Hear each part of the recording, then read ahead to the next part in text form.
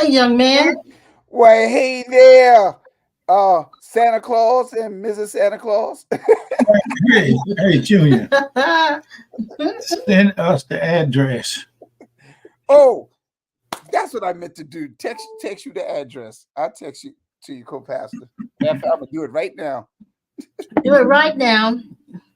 And anybody that's coming in will wait till you get that done. But in the meantime, hello, everybody. In the event that you come in late Hello. and you see us, this is Impromptu. I'm Tony Sawyer. This is my husband Clifton, and my sidekick co-host is Pastor Norman. We're in North Carolina. He's in South Carolina. South Kakalaki. South Carolina. And this little room we're in is hot Huh? as HE double toothpicks. I tell you, Y'all ain't turned the heat off? the heat is not the heat. It's this room is a southern room, or is it a southern? Yeah, it's a southern room, and there's no shade for the trees, and it's a floor to ceiling window here. So we've got the blinds closed, but it's like it's this radiant heat flowing in because from the sun, just from the sun. So I'm probably gonna end up taking off my sweater. Why are you looking at me like that? Because I said I'm gonna take off my sweater. Well, you said I'm taking off, and I just Wow. Taking off. I Taking off. want to see. Well, there's only one person here right now that I know of, and that is Sandra. But I'm sure there's some others watching. Pastor Norman, what did you teach this week? Tell me. You still on releasing the love? Well, that's the series topic. But last night I spoke from the topic, be the gift. Be the gift. Oh, that sounds interesting. Yes, that's what I taught on last night, and so I'll do part 2 on Sunday. Hmm. Give me a heads up. What's that mean? Be the gift. Well, basically, as we've been sharing, I just sent the my address to you guys. Okay, I got it. Thank you. Dealing with the season that we're in, and Ma, you hit the nail on the head Tuesday night when you was talking about we're not actually catching the true essence, or we don't have a revelation of the spirit The of real the spirit, holiday yes. and so forth. And so again, we have been conditioned once again that every time around this time of the year, actually beginning in November, we enter into the holiday season. That's what we say. Even though there are other holidays during the course of the year, but of course, this is a special time where we have Thanksgiving and then followed by Christmas, which is supposedly the celebration of the birth of Christ. But Yeah. there are things that we encounter, we experience, and there's certain expectations as we're decorating our homes, putting up the Christmas tree, and so forth. And so when we get the gifts and the presents, it's an expression of our love. But Sure. we have been guilty of just giving that forth, that manifestation only during that time. We don't Mm-hmm. maintain it throughout the whole entire year. And this is the Mm-hmm. attitude, the mindset that we should keep all the time to Yeah. show love or express love or be love unto other people. Well, according to James chapter 1, verse 17, the Bible says that all good gifts and perfect gifts come from above. It Mhm. comes from the Father of lights, which is Yes. again Yes. God Himself.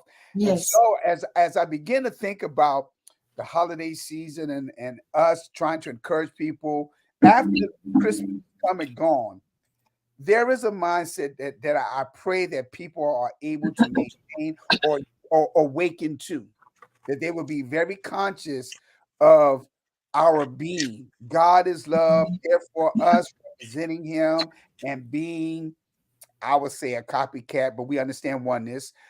We are love as well. You can love unconditionally. You have the power, you have the authority.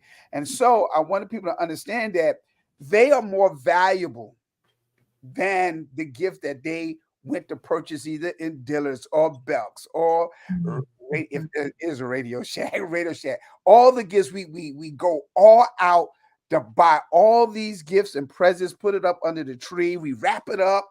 And so then they come Christmas Day, we are unwrapping the presents, and we are all excited and stuff, not realizing that you're more valuable than what you just gave them.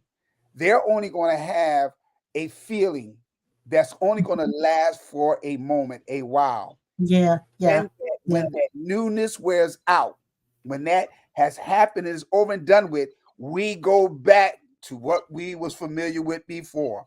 And so it's for a brief moment in time.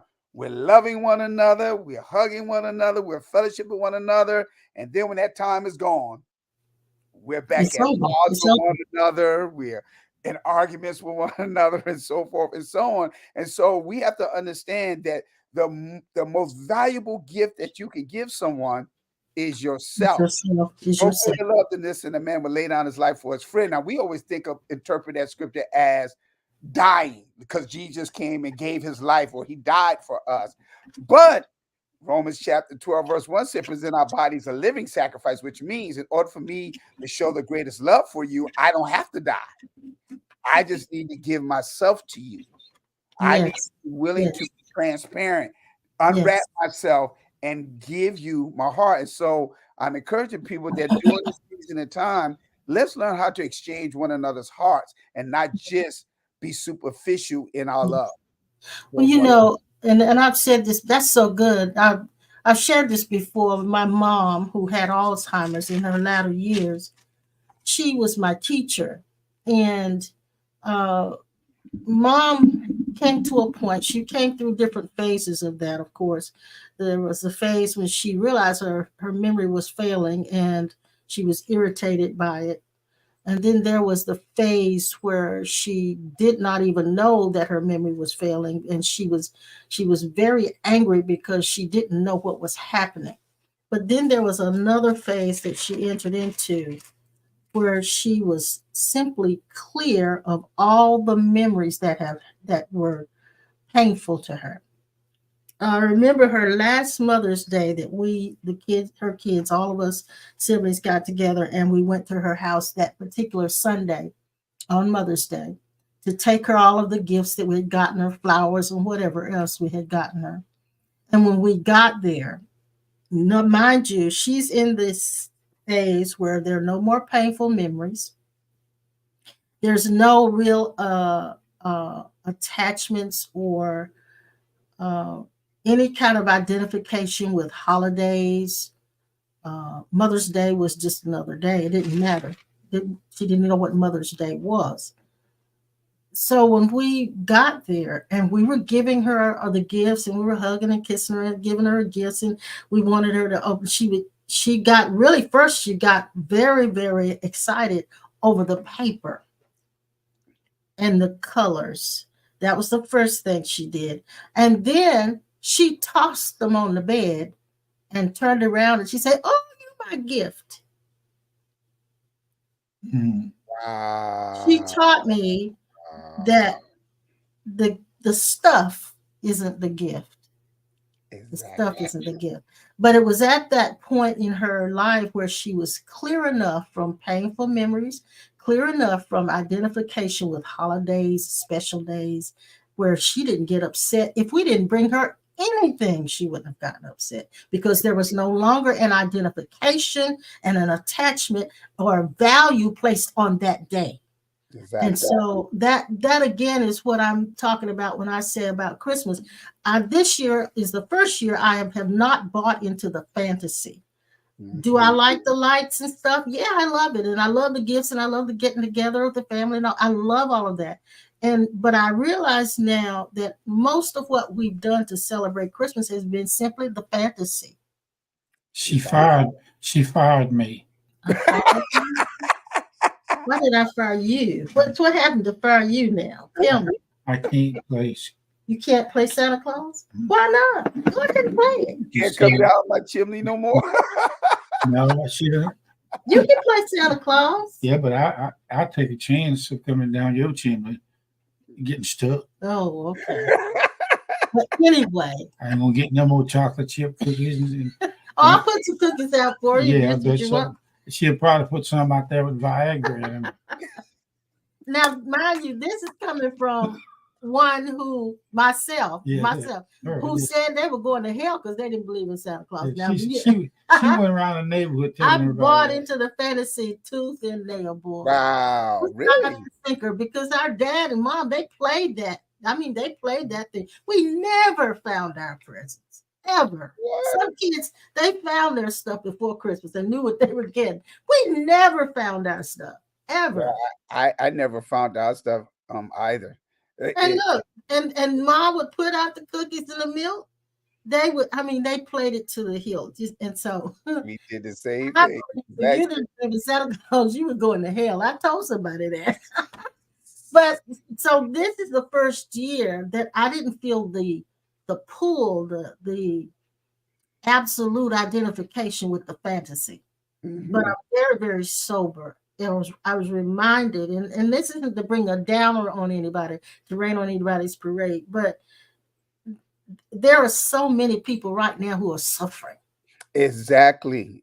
And yet we celebrate it. We're celebrating and we're happy and and there's nothing wrong with that. But in the back of your mind to realize that not everybody's experiencing what you are experiencing. And I'm remembering the scripture that it says, mourn with them that mourn and rejoice with those that rejoice. And so I'm just very sober this year. I love Christmas, but I'm very sober. I'm not intoxicated this time. I'm glad she gave up being an alcoholic. Yeah. So, and when you made that statement, that's why I responded. I know exactly what you mean. Because I'm and you put it in such a way, because when you are feeling or aware of something that is totally different from other people, sometimes it puts you in a very conflicting place where you wondering like, okay, everybody is running around like, oh, it's certain expectations they got to fulfill because of the holiday, and me, the perfect word you gave, the perfect word. I am so sober. I'm not allowing myself to succumb to the pressure of the holiday. You see what I'm saying? I realize it's much more to this, and like you said, the fantasy of it. And so you're absolutely right about people suffering.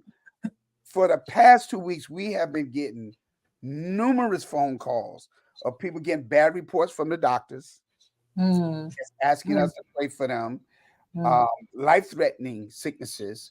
There have been so many deaths in the past 2 weeks of people I know that I'm getting people reaching out to me. Please pray for my family.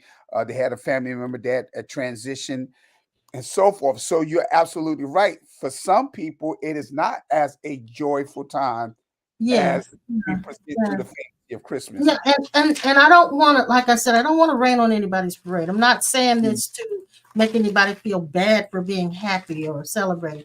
But the point I want to make is the identification that we have with particular times and days. And I think there's a scripture that talks about us observing holy days or holidays. But there is an identification with it. For instance, I've seen people who were married couples, who the spouse, mostly the female, most of the time it's the female, would get very, very upset with their husband for not remembering that today is their anniversary. So they place so much value on the labeling of that day, and to the extreme point that they would actually allow it to separate them from the one that they love. Exactly. And it's ridiculous. But it's so funny you said that. So my point is about being sober enough to not have those attachments and identifications to the point that it disturbs our most important relationships. I gave the reason why two things had happened on this week. Last Sunday, I gave the analogy as an example about I talked about love without dissimulation. All right. Yeah. Not giving that false appearance of love, because that's hypocrisy and so forth. Pretty much I was telling them, don't fake it. We've been taught fake it till you make it. That's a lie. Just be. And Yeah. so I gave the example with this couple. I said, now this is the holiday season, and we know they said, one of the best things you could buy a woman, especially if you're married, is diamonds. All right. Guess Mm-hmm. what?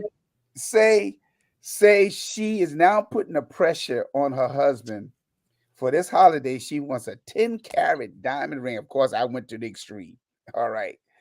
Knowing that there is no way he is financially in that place able to buy her a 10-carat diamond ring. Mm-hmm. And all he can get her is a one diamond or a 1 carat or 2-carat diamond ring. And now she's upset because she was expecting a 10. That was the pressure she was putting on him. Now she's angry. Now she's not talking to him. So, do you love him, or did you love the diamond ring more than you love your Yes. husband? And Yeah. so I gave that example, and I said, I know this is kind of stretching it, but I want y'all to understand Yeah. this actually happens. Sure it does. It So, does. so when you mentioned about forgetting about anniversary, I had a young man to call me, who I kind of mentor him a little bit, and he had a situation. He went through a divorce, and he was caught up so busy doing stuff, and he forgot his daughter's birthday. And so the very next day, oh my God, how did I forget? I didn't realize the date. And Yeah. so forth. So he calls her and he texts her to wish her a happy birthday. And she's mad. She's not even talking to him right now. All because he forgot her birthday. All right. Turned around, I let him talk.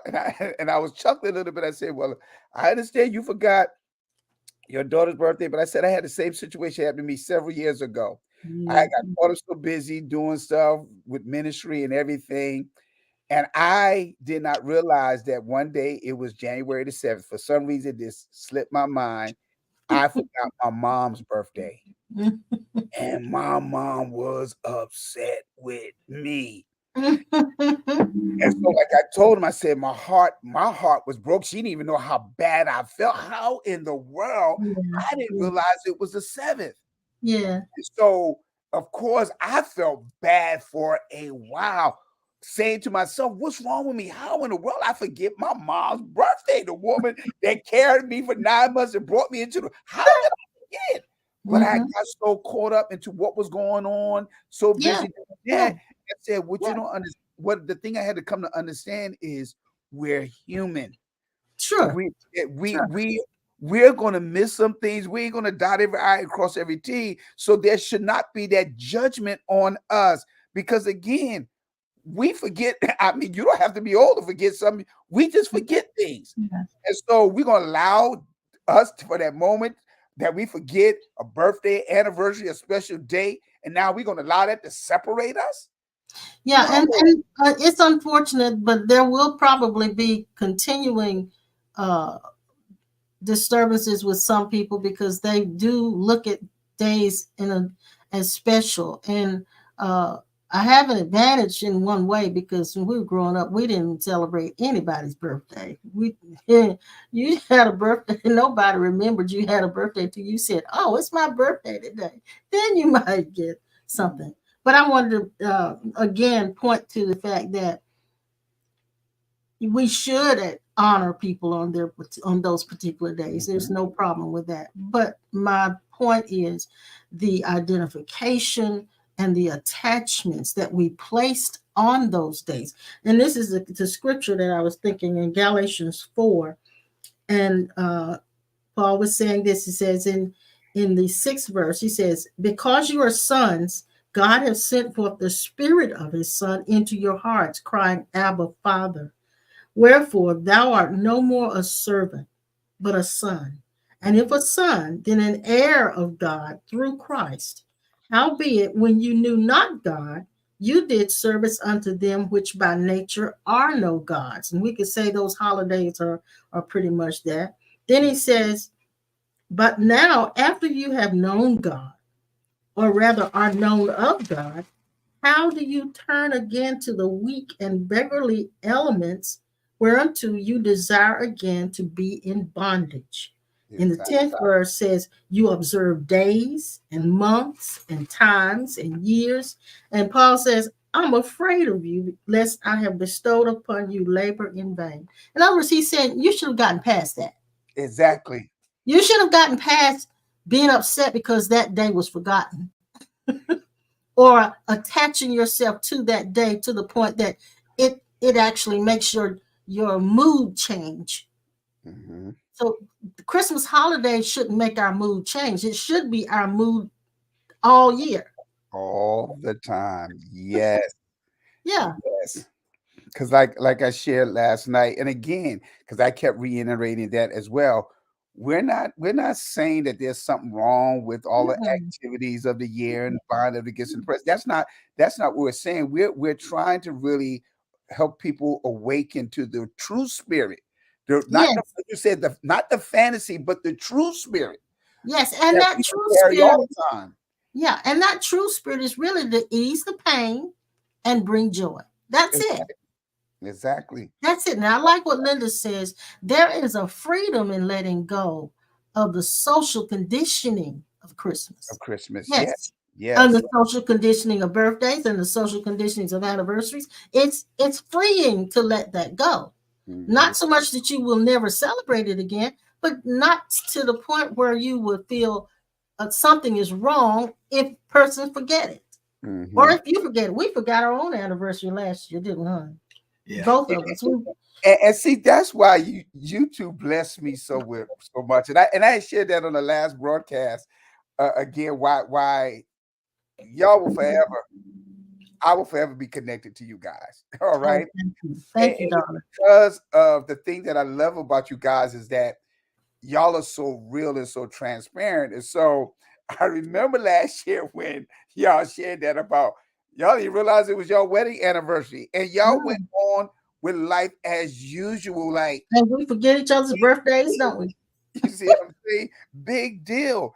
And so again, that's to me, that is a level of maturity that a lot of us are not allowing ourselves to come to. When the Bible talks about be ye perfect, for he is perfect, it is not talking about dotting every I and cross every T. It's talking about a level of maturity. And so it, Can I change just one thing? And I don't mean to cut you off, Pastor Norma, but it isn't so much on our part. It isn't maturity, but it is a full surrender of certain things. Certain things just are not high on our list of priorities. They're exactly. just not high on our list of priorities. Now he'll come in, bring me flowers, and I forget my own birthday, and he'll bring me flowers to remind me that that's my birthday. So Wow. I mean, it's things like that. So you're right about the maturity, but for us personally, it's simply because we've kind of let go of those things being important and significant, Mm-hmm. and so that's why we're this way. And the reason why I use the word maturity, and I use it in a reference in an agricultural way, where when a plant or a tree, because oftentimes that's what's being used in scripture a lot Mhm, to mhm. as a metaphor for man. Yeah, You shall be like a tree planted by the rivers of water, and so forth and so on. yeah, Because when a tree, we know the maturity of a tree based off of the fruits that yes, that it bears yes, or it manifests. So that's why I use that yes. word maturity, because that is what I'm seeing. I'm seeing certain things, certain manifestations that you guys exhibit that Mm, shows the process of, like you said, certain things that we hold so important is not as important mhm. as the fantasy of it is. You see what I'm saying? Yes, Like, for yes, example, yes. most people that get married, and I can't say most people, but there is A lot of them. a lot Yes. of people that are caught up into the all the bells and whistles of a wedding ceremony, Mhm. not And realizing that yeah, marriage is mm, more important than the actual ceremony. But they caught up in the ceremony, and once that's over and done with, yeah. Well, and not only that, Pastor, they have a concept of what they think marriage is going to be, and exactly. that's a fantasy. Mm-hmm. I heard a minister say this years ago. He said, living together, two people living together under one roof that didn't grow up in the same families is really supernatural. It's not natural It's for not. them to be able to have a harmonious relationship It's because not. you got the conflict or the clashing of all of their conditioning, which is Exactly. totally different. All of their beliefs, which are totally different, all of their preferences, which is totally different. My way versus your way. I mean, it's a myriad. It's innumerable. You can't even count the many places of a potential disagreement. Exactly. Exactly. It's And I share that with the couples that I counsel. I said, I let them know straight off the bat. I said, first of all, you guys have so many different things that actually are so different. You're a male, she's a female. Y'all do not think alike. Y'all both definitely from different backgrounds. What worked here in your household may not work in this person's household. And so there's so many different challenges that you have to overcome. That's why we have to be taught, or we have to come to the awareness that love is more than just an emotional feeling. It is a choice that you're making. I may not feel like I not just love you, I might not feel like I like you. exactly. I make a choice to live unusual with you. All We right. know, yeah, we know we love each other. Because if one of us walked out the door and got hurt, we would have a fit. Mhm. But you're right. We don't always like each other. We don't like each other's behavior. We don't like each other's decisions. We don't like each other's method, the way they do it. And so that's there are too many areas where you can disagree. So Exactly. there has to be some kind of treaty or a pact made where you're not going to disrupt the whole relationship because of it. Exactly. And that's what I try to help couples to understand. First thing y'all gotta understand, y'all are totally two different individuals. And So you know, and that holds true in every relationship, all kinds of relationships. Yeah. yeah, Sandra says this that she's glad we're talking about this today. She says she feels the same way, and she's been judged on that also. Yeah, some people, I guess, but I try not to make people feel like they're wrong for being the way they are. right. If they want to celebrate and they want to do Chevy Chase Christmas, it's fine. I Mhm. don't have a problem with that. It's Mhm. beautiful. I Yeah. just want to make sure that we understand what we're identifying with. Yeah. It's not so much the sacredness of that holiday, but it's the fantasy of that holiday. The fantasy is I'm gonna put up a tree. I'm gonna be able to buy gifts. And you do realize some people actually get upset because they don't have the money to buy gifts. And that's the thing. Well, look how many people get into debt.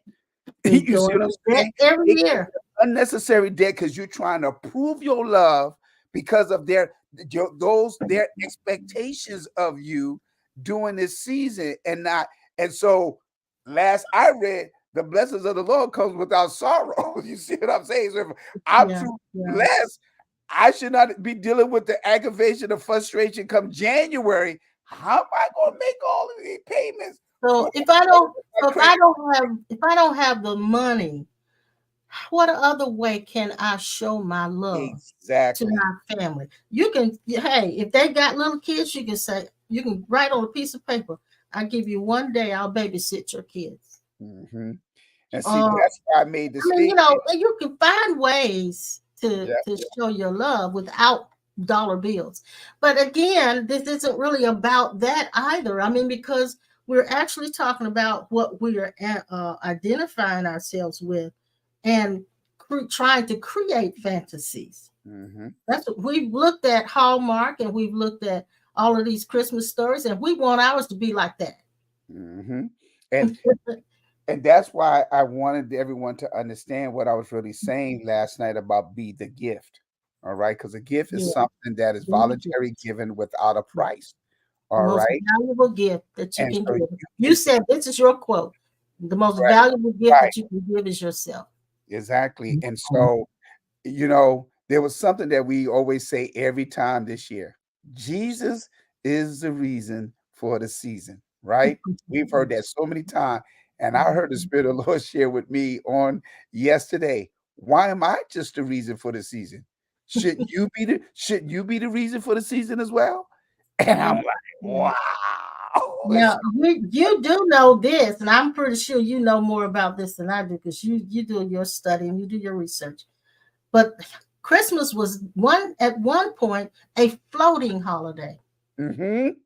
So we don't really believe this is Jesus' birthday.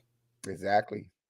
Come on now. They actually in some research, Jesus was supposedly born actually around the time where we celebrate Easter. Yeah. So and like I said, it was a floating holiday at one time, like we have with Thanksgiving. One day it may come this time, next time another day. So this isn't necessarily Jesus' birthday. Exactly. Even though that's what we've said it is. We Mhm. accepted that's what we're celebrating. But like you said, Jesus is not the only reason for the season. Oh. You were about to say I something. Go remember. ahead. I'm hoping that with the feeling that I'm feeling, what I'm going to say will touch her. But it doesn't matter if the feeling's there or not. I don't feel saved all the time, or whatever you want to call it. Mm-hmm. And I don't feel married when I first met her. Sometimes not now, do you? Right. You feel married all the time. Most of the time, yeah. Okay. All the time, really. Okay. But I remember the gift that was given to me is what this gift of beingness did.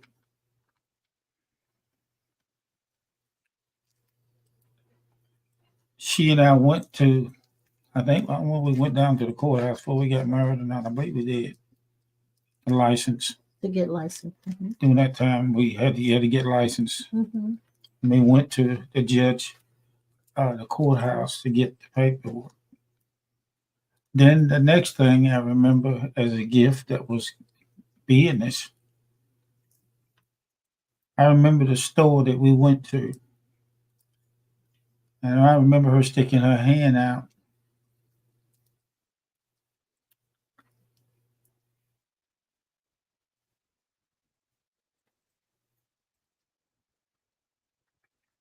We did something that I never thought would. Lord. And they measured her finger for the rings. I couldn't believe that I was taking a girl that was born in the earth that I met when we were children going across a field where my uncle had a goat tied in the field.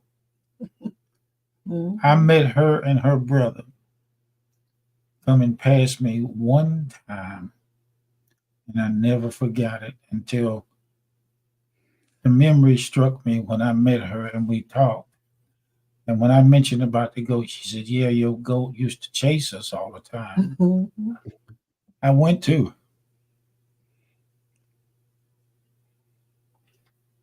the jewelry store and I saw her stretch a little skinny finger out there. It's not skinny anymore, but yeah.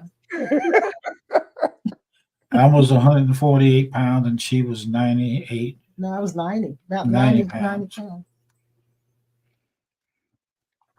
With this ring, we took each other's heart and we put that ring around our heart. I didn't know how. Mm-hmm. Mm-hmm. Oh, Jesus. So neither of us wears a ring. But it was just the ideal. I gave mine away. Yeah. And you never had one, did you? No, I guess, I don't know. You didn't. But I'm saying that she was me walking through the path with her oldest brother, only brother at that time. And here we come back again with those same rings that was created from the mother load of Christ. And that heart and those rings never left us. Mhm. I don't. I shared with Lord have I mercy. shared with him was it last week that I talked to you about the twin flames? Oh, Lord. I just learned what it meant to be twin Oh. flames versus soulmates. Soulmates can have a romantic relationship and live harmoniously with very little upheaval. They may not have the same missions in life, but they can still work through that. Twin flames is one soul that's been split in two. And I think that's what we are, is we're one soul that's been split into two forms. We spent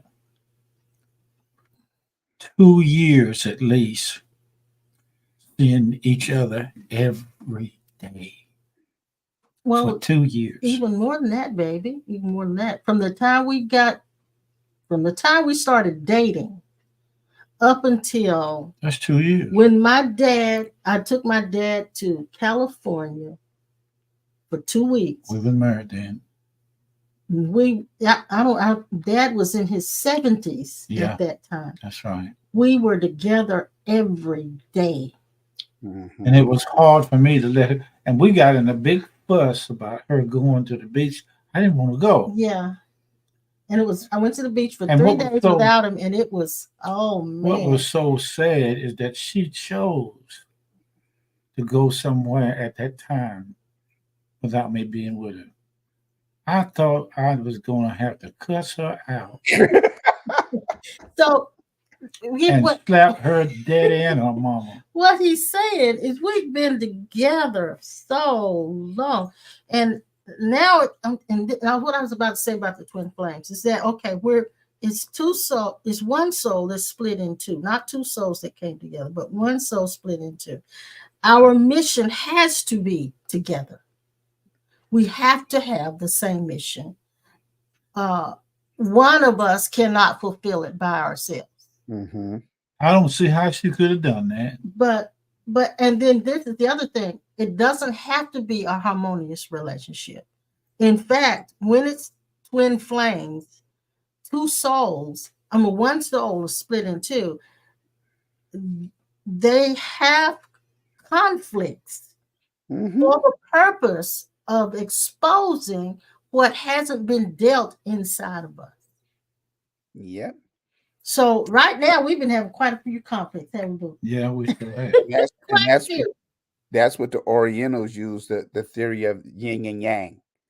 Yes. And so we've been having quite a few conflicts. And what we realize is that it's because we're kind of set in our way, each of us, and neither of us want to give up our way. That's where the conflict. So now there's a need for more surrender, more disidentification, more non-attachment. And we realize it.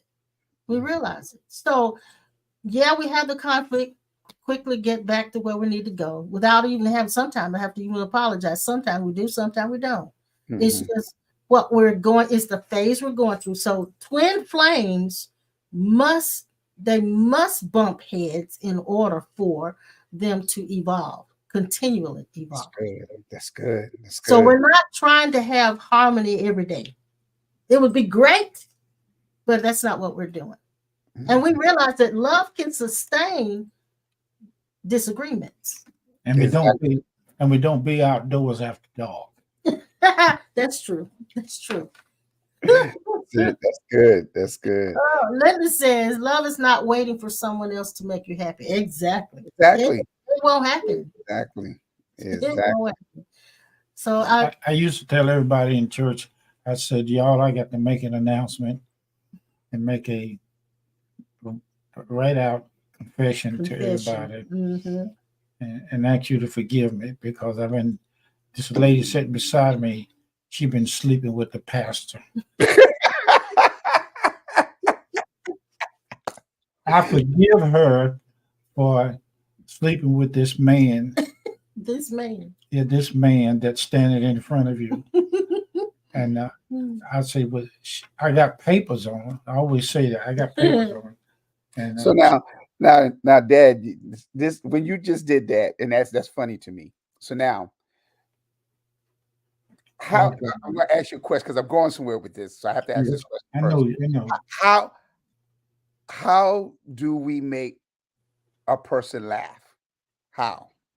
Acting silly like I am now. Acting silly, I mean, right? just, yeah, everybody. Well, we make each other laugh all the time because Yeah. we do things that are Oh, funny. we laugh till we just cry We with do. each other. So you do something that's funny, you do something Yeah, that's out yeah. of character, Yeah, yeah. you silly. Yeah. So now, Yeah. because see again, people gotta understand. I research, like Bob said, I study. So now, the scripture says that laughter is medicine unto the soul, right? Mm-hmm. So it's almost as if we supposed to have a mindset of trying to what make others laugh, to Okay. Yeah. cause them to forget about something that could be troubling them or whatever and so forth, because it brings healing to them. All right? It's even a scientific fact now that most people who's going through terminal sicknesses and disease, they are encouraged to create an atmosphere, especially by the family members, to create an atmosphere that they will always be laughing. And so one report shows where this person that had cancer, terminal sickness and disease was given up to die.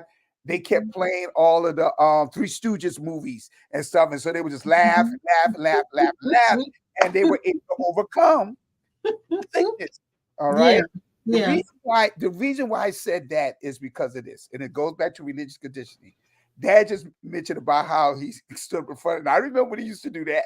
Hey, what just happened? What is? I mean, get the movie, and then he'd come out and make that statement. We're like, oh man, like that. And that's one of the things I love so much about Cornerstone, because he will make us laugh.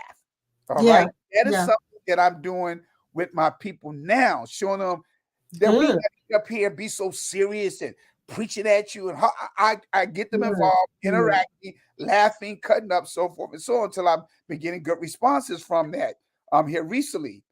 But the key thing was, if we know that laughter is medicine to the soul, how we have to understand, how do we make someone laugh? And so that made a statement: be silly. Do something that's totally out of your cat that's going to make that person laugh. So why do we have the religious community that gets so upset? They would be upset with you saying what you just said. Oh yeah. You see what I'm saying? But how do we make people laugh? Yeah. And there's our old proverb, I guess it's a proverb, that we say, people don't remember what you say, but they remember how you make them feel. Exactly.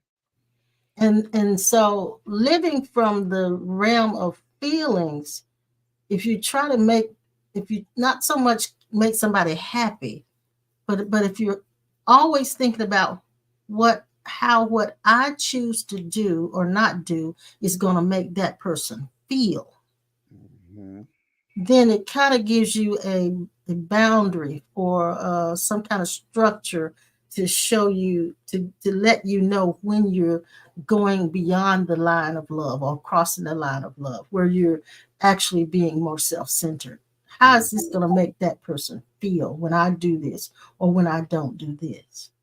How's it going to make them feel? Sometimes we're not aware of how we made people feel, good or bad. Sometimes we don't know. So it's important in relationships, at least, to be able to say, somebody tell you what you did to make them feel a certain way. Because if they don't, then you can't correct it. Exactly. You'll never be able to correct it. So anyway, well, another thing to make you talking about laughter, I'm always messing with people. I mess with people, and I mean, I just do it. I just don't try. I just have you been to see? I asked the guy, I said, have you been to see your gynecologist lately? Kind of like what were the guys who were working out there in the yard, and you said let's have a moment of silence for. I think these 3 or 4 guys for this chicken. On what they've been working on. I said, y'all, what y'all eat for lunch? Well, chicken. I said, well, let's pause for a moment of silence. And they did. They But that was paused. the time when Dad was not. He didn't have a sense of humor. No, I was serious. He didn't think it was proper to do that. Yeah, And so we over the years we've really relaxed a lot of that stuff. Just kind of. I mean, I was so tied up tight You had that when tension headache. when I got up off of the sofa, I pulled the cover off. I was tight. Oh, I'll tell you the truth. I was so tight that I squeaked when I walked. I was so tight, if I did go to heaven, the Lord had to get a wrench and unscrew me. he had to unscrew me, put some slack on. You were so tight that you would have to be all like the Tin Man in the Wizard of Oz. He acting tight, man. You see that? Well, Dad, you say you squeak and you made noise when you walk, so that's a good metaphor. It was. Oh, I don't know if what we're saying is resonating with you guys. It's just a conversation we're having, and I appreciate you, Pastor Norman, for this conversation. If she wanted to, when I worked in RJ Reynolds and they had profit sharing, I think I used to give her part of my profit sharing for 2 years, and we wasn't even married. She could have told me after that day, I don't want you no more. And I thought, I done gave her all my money. But we were together every day. And even after we got married. She cheated me out of my money. Listen, and I started working outside of home as a manager in the physical therapy clinic. He would come every day for lunch. Every day. Having to leave her and go to work that evening, I could come out every day to take her to lunch. For lunch. Yeah. That's big. So now, Mom, so let me ask you a question, because I see you made a statement. I don't know if this is resonating with y'all or not. I believe this is necessary, and it should be more. I wish there more, quote unquote. How can I put it? We're gonna say spiritual. I use the word spiritual leaders. All right, that will understand this, because we think the word spiritual means to be serious, so serious and deep, and all of that. Where I think we're robbing people from having the insight of what it means to live. You know, there is a saying, let's live, laugh, and love. Right? Yeah. And I think we're robbing people from doing that, because they think to be spiritual, we got to be so deep. I'm going to use what Dad just said. We got to be so tight and, whatever the Lord is in this holy. I mean, not enjoying one another. And so you just made the statement how y'all will be together so much, and how Dad will come now. How did that make you feel, him coming almost every day for lunch? Because I'm going somewhere with this now. Y'all know me now. I expected it. Okay. But she wasn't no longer hungry after I fed her. Right. I expected him to be there because it was habit. It was just habit. It was the way we are. And sometimes her boss man would eat lunch with us. Very seldom. But anyway. We got 2 or 3 times. That ain't no very seldom. Okay, 2 or 3 times. You're trying to. Out of 17 years. You're trying to change my lifestyle. See what I'm talking about? But anyway, I expected him to be there because I knew that's what he would do, unless there was something that came up that he couldn't do it. But if he didn't make it, there was no issue.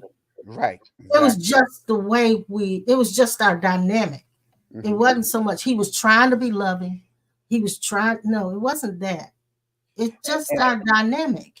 And the reason why I mention that, because, and again, we know that everybody's dynamics within their relationships are not the same. And I understand that. That's why I always tell people you got to talk. All right, sit down, and there's some things that you need to put out on the table.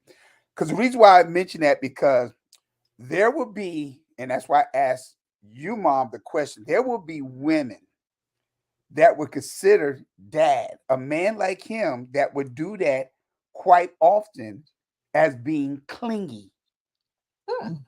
You see what I'm saying? Literally, they would literally consider him being controlling or clinging. Even when Dad made mention about how when you decided to go to the beach or whatever, he was upset or whatever because he wasn't there. Because I do a lot of married couples. Yeah. One of the things I hear from women who, that want to be around his wife as much as he possibly can, do not want to hang out with the fellas. He got married to you, and I would have to help them to understand you're considering him clingy, but he married you for a reason. And the reason it doesn't feel clingy to me. What reason was that? I don't know what the legitimate reason would be for that, but what I'm saying is, right, a lot of men like you will be considered clingy. Some women would call you clingy. Or henpecked. Well, no, not henpecked. Yeah. Well, okay. From a man's point of view, we don't be out after dark. But I want to say this again. It doesn't feel clingy because don't feel clean being out because I want to be with him just like he wants to be with me. Exactly. So it's not like I want to get away. You know what she used to do? Because go back. Wait. Go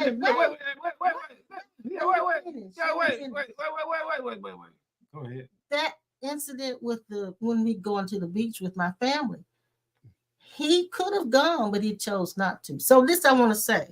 I started to put clothes out on the front. I want to say this on the front door. Put clothes out on the step as soon as you come back, and everything. I've always been shoes, everything. I've always been independent. Shoes, shirts, underwear, blouse, everything. Listen. Yeah. I've always been independent. And she keep messing him. I'm gonna put him out there today. So you ain't gonna put Mom out there like that. We're totally. I throw one shirt out there. We are totally different. She go barefoot, no shoes. We are absolutely nothing alike. But we enjoy each other's company. Oh, sometimes we don't. Unless we're having a conversation. Unless we're having. I don't want to talk to her. And see, and here, and of course, because I've been exposed to you guys, and again, I've known y'all since 1986. That long, really? Yeah, since 1986 when I was at A&T. That's when I first met y'all. My freshman year. Yeah. Lord Jesus. So Cornerstone was just getting started. We had just founded Cornerstone when you come along. And it was funny. Where I ended up there, because I started at A&T at the fall of 85. But again,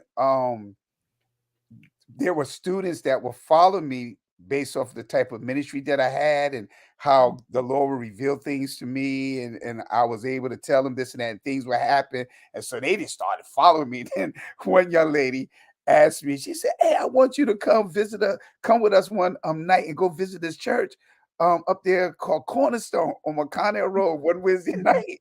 They wanted me to come and critique the church. because Dad was operating and things operated as well.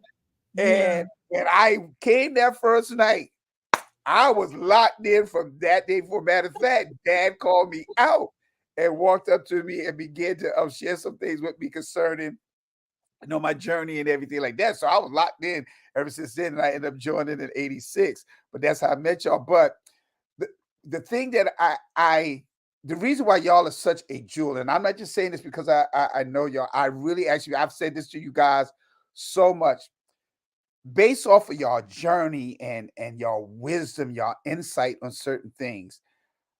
I always wish that there would be other leaders, and especially leaders that may be over a spiritual organization or movement or whatever, because they have challenges within their marriages and relationships based off of religious conditioning. All right. There's certain expectations that have been projected on them from the religious community and stuff, where to me, you guys would be such a healing and a blessing unto them if they would just be open to embrace what y'all will be able to share with them and stuff like that. And so that's why I said you guys are such a jewel. Y'all are such a hidden treasure. But because man's mind is so closed, they're not willing to open up their mind because I've learned so much from you guys. And I still yet go forth, because that was something that you shared with me, Mom. Okay, don't give up, things that you always do, whatever stuff. I still go minister different places and stuff like that. But even in that journey, my style of ministry is changing. All right. But again, I just wish that the religious community, and I'm not just talking about Christianity, I'm talking the religious community as a whole, will open up just to others are just like you, Yeah. that they can bring healing to their life because y'all are so transparent. And you know, I want to say this, a lot of the things that, and thank you for those compliments, but a lot of the things that we do with each other, for each other, together, is not so much that we are thinking about this is how I'm going to be loving today or any of those things. It's like I said, it's just our dynamic. I don't know if it just kind of comes natural to us, and then We don't work at it. we don't work at it, and we have to work to keep from doing it. We have never ever. And this is one thing that I don't know what other couples do in Christianity, particularly, or in spirituality. I'm not sure. But one of the things we have never done is to try to put God in our relationship. We have never tried to use the Bible on one another. We've not done that. So, and again, it wasn't so much we made a conscious decision not to. We just never did. We've always related to each other as, this is, you called me Net when he met me. This is Net and Cliff. I did. So this is still Net and Cliff. Really? Net and Cliff been through a lot of religious conditioning, been through a lot of stuff with church, been through a lot of different things, but this is still Net and Cliff. Really? Yeah. So I look at him in the ministry as not so much my husband. That's why when he's teaching or preaching or minister, when he ministers, I receive just like anybody else because I see him not just as Cliff when he's doing that. So it's allowing him to play that role without putting him in a dual role like he's my husband when he's doing it. So I can look at him and hear what he's got to say without being personally involved. One of the best that's things, good. Oh, that's good. One of the most amazing things you could experience in a marriage is never use the Bible against each other. That's what we're saying. Yeah, exactly. We don't even read it together. Very seldom pray together. We do not enforce the law right on each other. We haven't really, all during the course of our marriage, we haven't spent time just praying together, but we both pray. We both have our own studies. So we both have been independent people. See, her bed is the word. Your bed is the word. She goes to the word. She go in the word and she sleep on the word. Now I don't know. And she covered up the covers on the word, and she prop her pillows up in the word, and she talk in the spirit when she's in the word. So listen, we've actually somehow or another, Grace, we've actually mastered the art of being an individual in this marriage. So he's still he and I'm still me. We're not trying to clone one another. Exactly. And so I really don't like her driving a car by herself. No, he's very protective. To the store very protective. In it every day. I don't. Very protective to the point that now that he can't do certain things. I ain't seen her in a long time walk out the grocery store with one package. Now, what does that got to do with the price of eggs? The reason he's talking about that is because we even go to the grocery store together, and he sits in the car and waits for me. But I like it because I don't have to drive. So y'all actually, because y'all was able to master that, y'all compliment one another without even no thought whatsoever. Yeah, it's not a thought out thing at all. And she come home and we actually enjoy running errands together. Wow. She sits in the Jeep and said, "I'm tired of riding. I want to open the door, get out. Go walk home." Do not.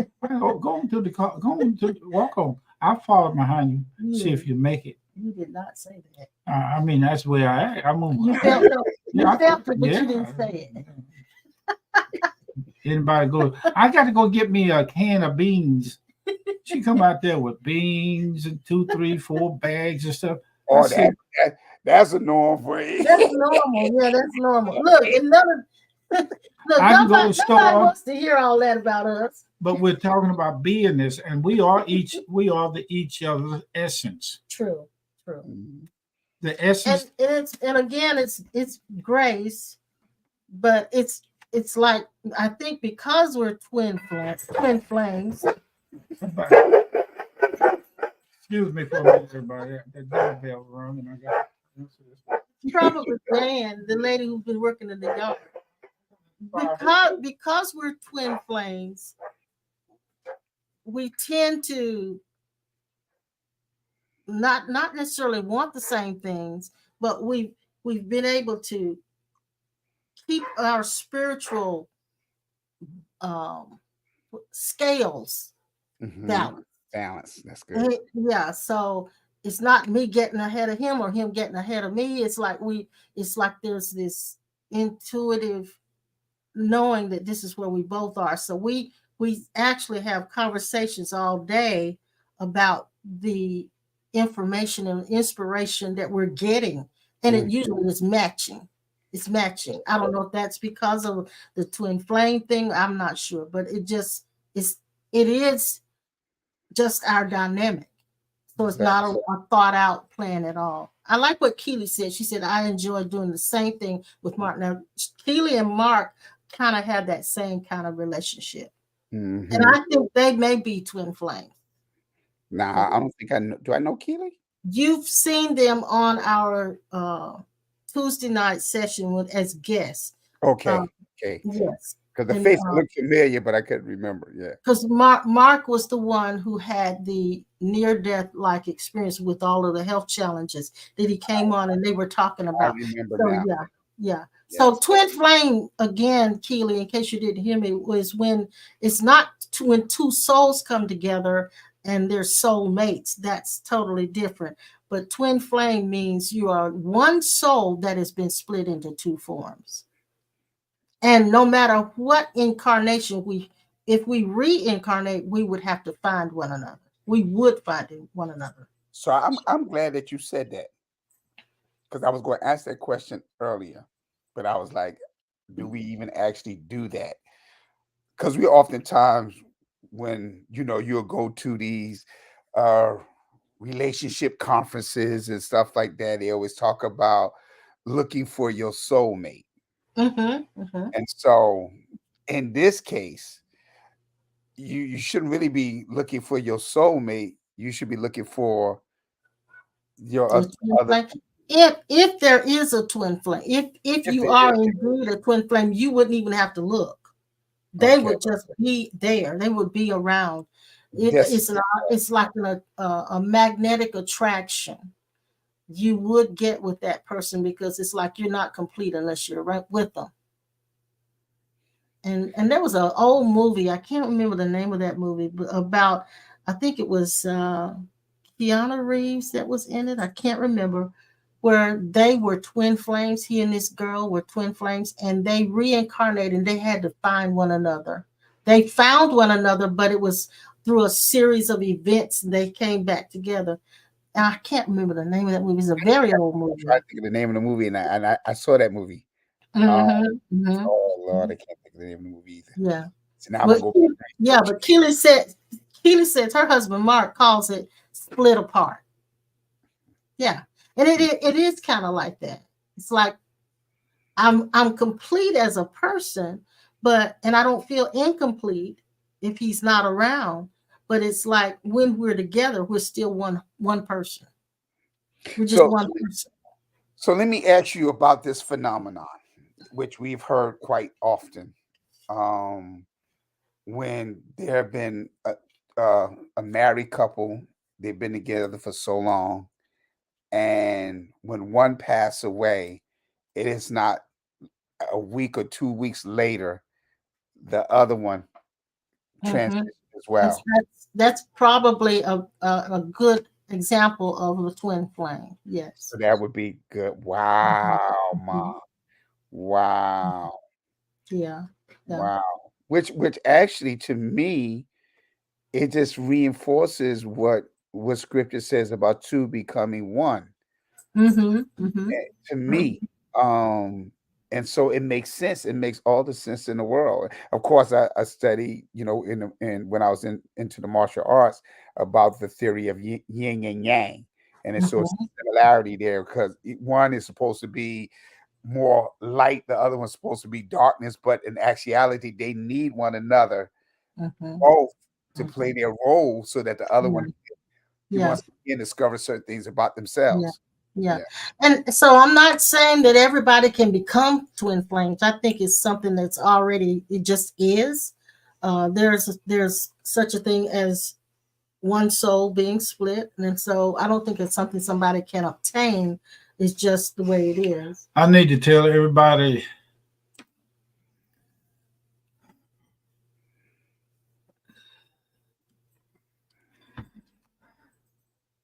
God sent us a 70-year-old miracle. Talking about Jan. Wow. Oh, Lord.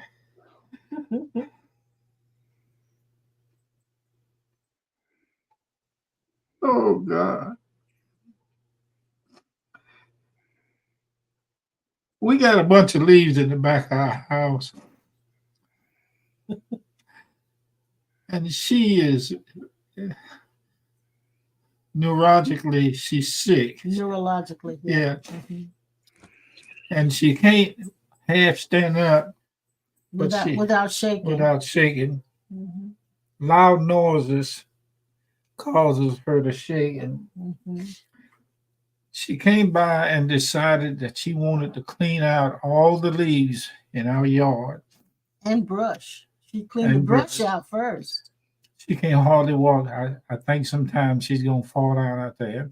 She drives a golf buggy up and down the street. So she's not allowed to drive a car. She's not allowed to drive a car. Mm-hmm. Bishop, she said, can I have a powwow with y'all? I said, well, Miss Jan, what is it? She said, it's going to make me cry when I tell you this. She said, I've done everything that I can, and it looks like I won't have anything else to do. So she said, can I come in and have a powwow with y'all? She said, I don't know whether I'll be back or not. She said, I love you both, and I won't have anything to do. So she's been cleaning our yard out just because she got a neurological problem that she picked up from a dentist where they hit a nerve inside of her mouth and caused her to have a condition. She shakes terrible when she's walking. I said, Miss Jan, I said, you're going to make me cry. She said, we both was.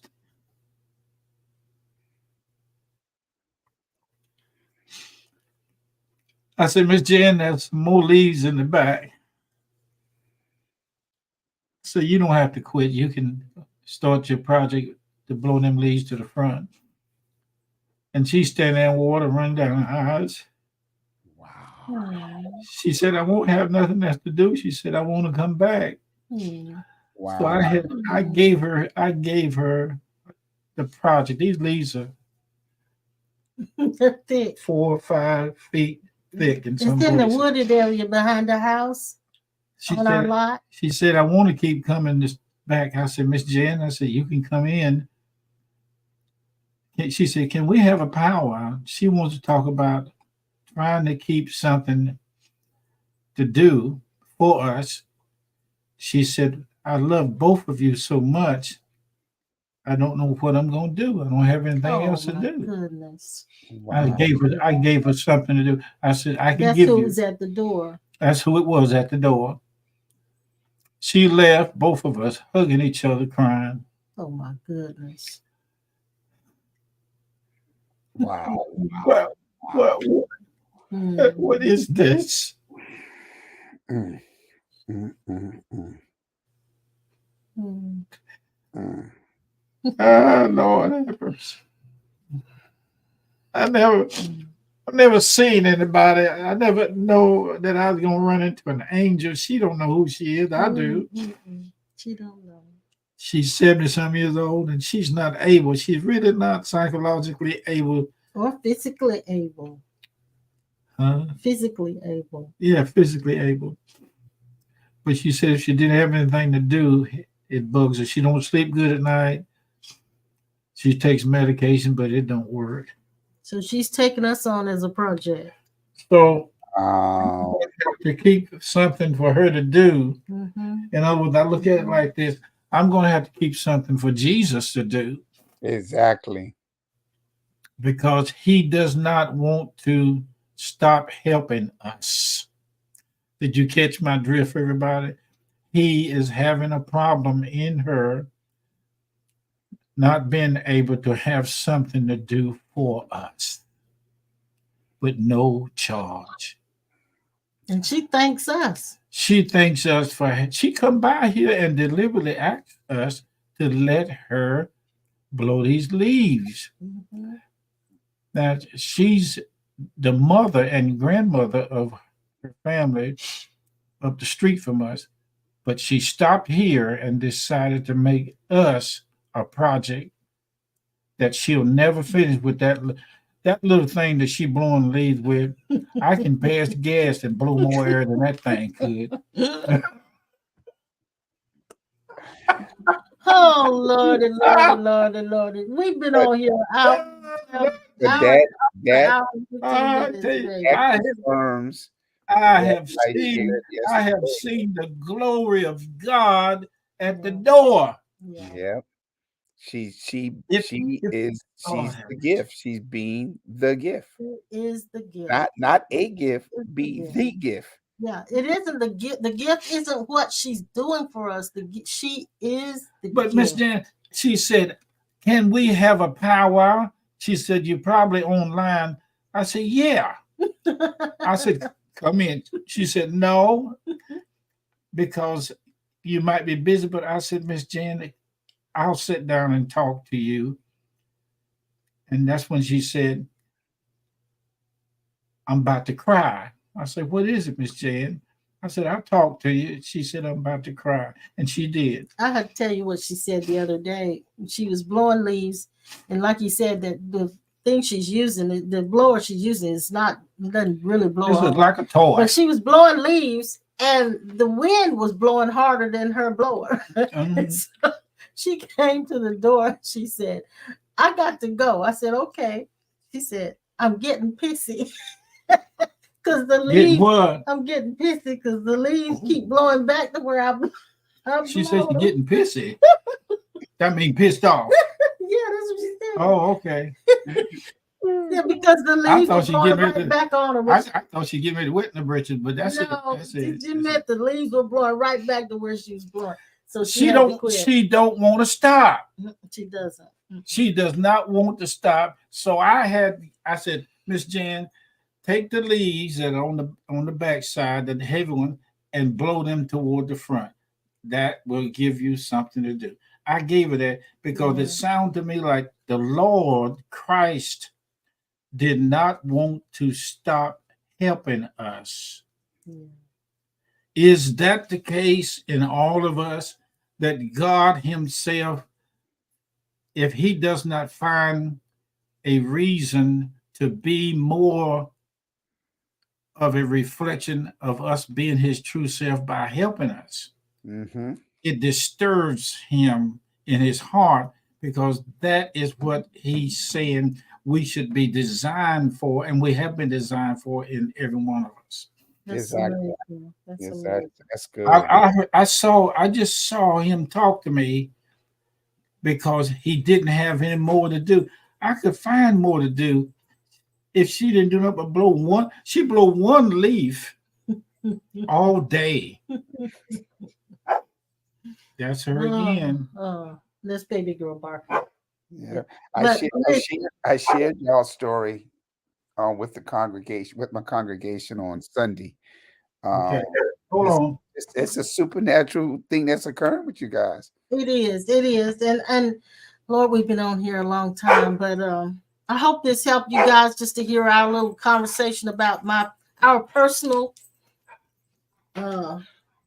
relationship dynamics. And I don't know if it for us it's so natural till I don't see how it helps anybody else, but if it does, I'm grateful that it does. Mhm. I'm grateful that it does. I can speak on behalf of the audience. Yes, it benefited us. We gotta take off here, and we've been here for quite a while. So I'm gonna. Let me tell you something. What, honey? That when I left, you said you share it with your congregation. Yeah, that's what he said. Why don't I'm gonna say it like this: when the Lord gets ready, you got to move. I will come down there and to re-establish a presence of the Lord in us whenever you are ready for me to come and spend time talking to them on the heart of God. Okay, you just when you want me to come, and I'll ride. The question down. is, when you ready to come, I'm ready.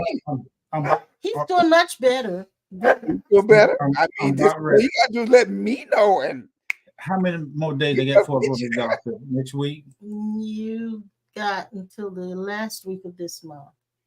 Okay. Yeah, so it was probably after the first of the year. It could or could not be. Well, you wouldn't be able to make that trip right now.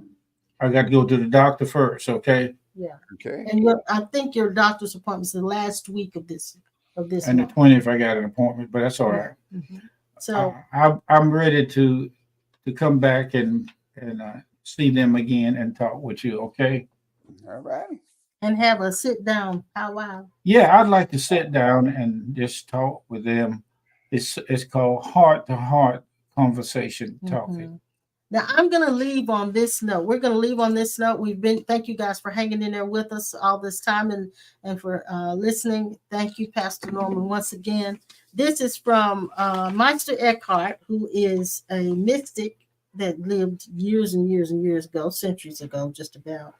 And he was a Christian mystic, and this is one of his sayings. He said, "The seed of God is in us. Given an intelligent and hardworking farmer, it will thrive and grow up to God, whose seed it is. And accordingly, its fruits will be God nature. Pear seeds grow into pear trees, nut seeds into nut trees, and God seeds into God."